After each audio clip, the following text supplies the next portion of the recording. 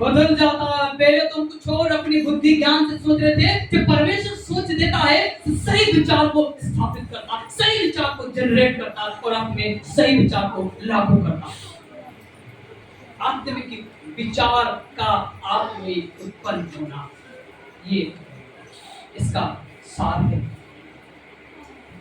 दूसरी बात कि आपको एक ट्रांसपेरेंसी मार्गदर्शन मिलता है। कैसा मिलता है? मतलब पारदर्शिता, एक मार्गदर्शन। जब आप उपवास करते हैं, प्रार्थना करते हैं, तो परमेश्वर का आत्मा आपको रियलिटी या क्लैरिटी के साथ में आपको मार्गदर्शन देता है, गाइडेंस देता है। क्या देता है? क्या देता है? मार्गदर्शन। कौन करेगा आपका? परमेश्वर। कैसे? ट्रांसपेरेंसी के साथ, पारदर्शिता के साथ में परमेश्वर आपका मार्गदर्शन करता है। हालेलुया। परमेश्वर आपको आनंद और इनाम देता है। परमेश्वर आपको आनंद इनाम देता है। और सबसे बड़ी बात है, आपकी प्रार्थनाएं पावरफुल हो जाती है। हालेलुया। आपकी प्रार्थनाएं पावरफुल हो जाती है। जब आप उपवास करते हैं, उपवास के साथ प्रार्थना करते हैं, तो आपकी प्रार्थनाएं पावरफुल हो जाती है। इसका एडवांटेज या लाभ है। आपकी प्रार्थनाएं कैसी हो जाएंगी? पावरफुल हो जाएंगी, सामर्थ्य हो जाएंगी। आपका आत्मिक विचार, परमेश्वर आपके जीवन में आत्मिक विचार उड़ेलेगा। यशायाह 44 अध्याय में ऐसा बयान है, वो लिखता है कि तेरे वंश पे परमेश्वर अपनी आत्मा को उड़ेलेगा और तेरी संतान पे अपनी आशीष को उड़ेलेगा। और उसमें लिखा है कि वो प्यासी भूमि को तो जल और सूखी भूमि पे धाराएं को बहाता है। प्यासी भूमि को जल देता है और सूखी भूमि पे धाराएं फ्लड बाढ़ कराता है। मतलब जिसकी जैसी आवश्यकता है, प्यास का मतलब है गिलास दो गिलास पीना, और धाराओं का मतलब है समंदर की सुनामी लहरों का आना। हालेलुया। समंदर की सुनामी लहरों का, वो किसके लिए है? जहां पे आकाश पड़ा है, जहां पे कुछ भी कभी पानी नहीं बरसा है, परमेश्वर वहां पे बहुत बड़े भूचाल या लहरों को लाता है। और जिसकी प्यास की आवश्यकता है, सिर्फ बारिश या ओस के साथ में प्यास को बुझा देता है। हालेलुया। और आगे लिखा है, परमेश्वर तेरे वंश में अपना आत्मा उड़ेलेगा। किसका आत्मा? अपना। किसका? परमेश्वर का आत्मा किसमें उड़ेलेगा? आप में, आपके बच्चों में, आपकी संतान में, आपके लोगों में, आपके माँ बाप में, आपके परिवार में।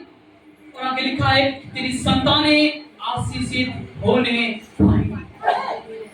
मैं आपसे गुजारिश करूंगा कि आपका उपवास का जो फायदा है वो ऐसा होना चाहिए, उद्देश्य होना चाहिए कि परमेश्वर के साथ में रिश्ता आपके रिश्ते में आने वाला है।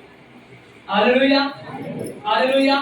नंबर 1, परमेश्वर के साथ में आपका अच्छा रिश्ता बन जाना चाहिए उपवास के द्वारा, या कह सकते हैं कि उपवास के द्वारा परमेश्वर के साथ में गहरे संबंध को दिखाता है।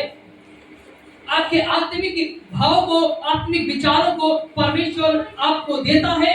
आप क्या विचार कर रहे हैं कोई जरूरी नहीं, पर परमेश्वर आपको आत्मिक विचार देगा। कैसा विचार देगा?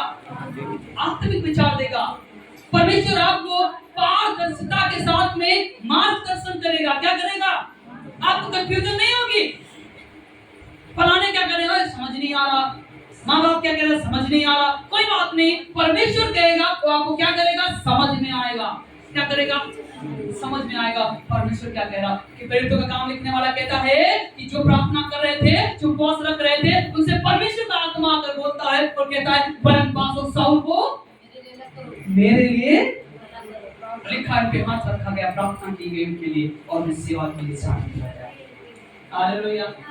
Hallelujah. Deeper intimation with God, परमेश्वर के साथ में गहरा संबंध हमारे उपवास को दिखाता है। हालेलुया। और एक और बात, उपवास का मतलब है हम्बलनेस होना, दीन होना। कैसा होना? कैसा होना? दीन होना। कैसे दीन? आपको पता है लूका की पुस्तक 7 अध्याय में ऐसा लिखा है कि जब सूबेदार को ये पता चला प्रभु यीशु मसीह चिंगारी देता है, उसने अपने दासों से कहला भेजा कि भैया प्रभु यीशु मसीह के पास में जाओ और उनसे बताओ मेरा दास बीमार है। प्रभु यीशु मसीह तो रास्ते में आ रहे थे, पर वो अपने जमाने का बहुत रईस और बहुत रुतबे वाला जन था, पर उसका वाक्यांश क्या है आपको पता है? वो अपने अपने दासों से कहना भेजता है, वो प्रभु यीशु मसीह से कहता है कि हे परमेश्वर, मैं इतना अच्छा व्यक्ति तो नहीं हो कि तू मेरे छत के नीचे आए, यदि आप वहीं से कह दे तो मेरा दास ठीक हो जाएगा। हालेलुया। कहता है मैं तो दिल का इतना अच्छा नहीं हूँ, मैं तो इस योग्य नहीं हूँ कि यीशु मसीह आप हमारे दरवाजे में आए, आप हमारे छत के नीचे आए। यदि आप वहीं से कह दे तो ये हमारा दास ठंडा हो जाएगा। इसको कहते हैं हम्बलनेस और दीनता। हालेलुया। ऐसी दीनता आपके पास होनी चाहिए। ऐसा दीनता के साथ आप प्रार्थना करें, ओ प्रभु यीशु मसीह, मैं विश्वास करता हूँ बीमारी कैसी क्यों ना हो पर यीशु के नाम से जाती है। हालेलुया। समस्या कैसी क्यों ना हो पर यीशु के नाम से ठीक हो जाती है। हालेलुया। हालेलुया। मैं आप उस परमेश्वर को जानते हैं जो आपके साथ में सनातन के साथ में जुड़ा है और रहेगा। क्योंकि सबूत इसका लिखने वाला कहता है पीढ़ी आएगी और पीढ़ी चली जाएगी पर इस सृष्टि का बनाने वाला परमेश्वर बना रहेगा। क्या कहता सबूत इसक? पीढ़ी आएगी और पीढ़ी चली जाएगी पर इस सृष्टि का सृष्टिकर्ता अर्थात परमेश्वर बना रहेगा। इसका मतलब है परमेश्वर आपके साथ में था और है और रहेगा। जिसने आपके पूर्वजों से आपका अच्छा काम कराया है वो आपके साथ में भी अच्छा काम करेगा। इब्रानियों का लिखने वाला कहता है कि पुराने कालों में, पुराने दिनों में परमेश्वर ने तो भविष्यवक्ता या हमारे प्रणियों के द्वारा थोड़ा थोड़ा करके भांति की बात की और आज के समय में परमेश्वर ने अपने पुत्र के द्वारा हमसे बातें की। हालेलुया। इसका मतलब है कि आपके दाई बाबा होंगे तब आप हो ना हो पर तब भी परमेश्वर था, उनको भी परमेश्वर देखता था और आपको भी परमेश्वर देख रहा है। हालेलुया। और आने वाले दिनों में आपकी पोती पोता और लड़कों बच्चों को भी परमेश्वर और आशीष देगा। हालेलुया।